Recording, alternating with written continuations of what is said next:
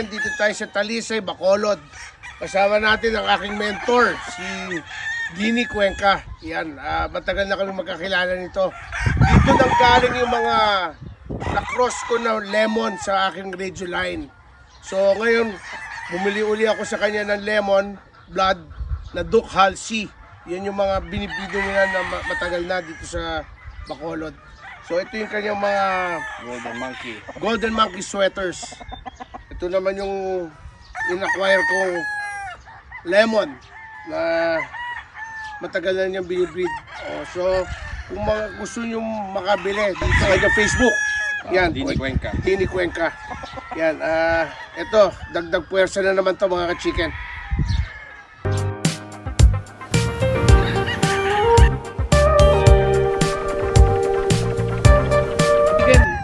Dito ulit tayo sa Talisay Farm, game farm ni Boss Dini Cuenca.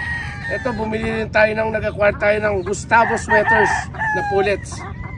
O, explain ni Boss Dini kung anong magandang style para pumili kayo sa mga farm ng pullets. Normally, pag pumili tayo ng pullets, syempre, unang-una titingin tayo ng maliit ang ulo. Yung mata, nakaluwa, pulang-pula. Yung piko, maliit. Normally, maliit.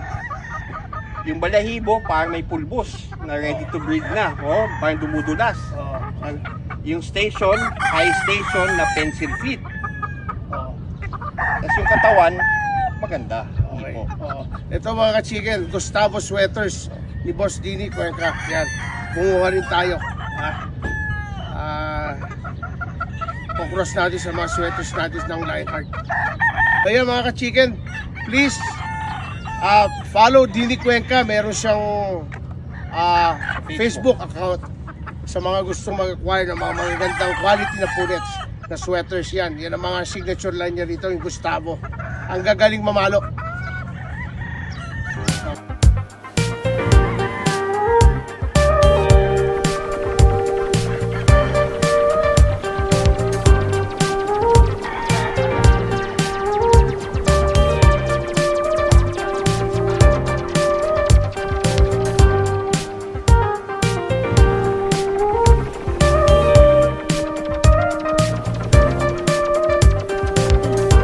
Chicken, dito tayo sa Tony Lizares Tolitz White Game Farm.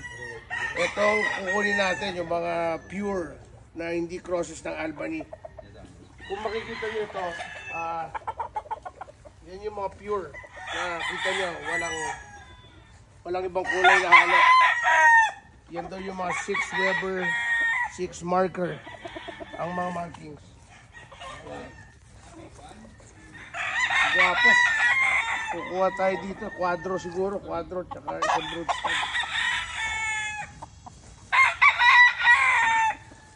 Ayan mga ka-chicken, dito ngayon tayo sa farm ni Boss Tony White Lizares.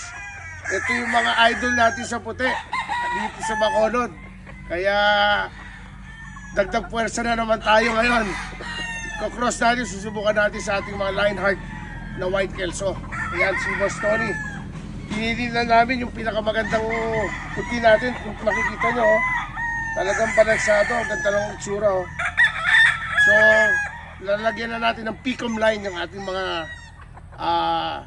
straight com line.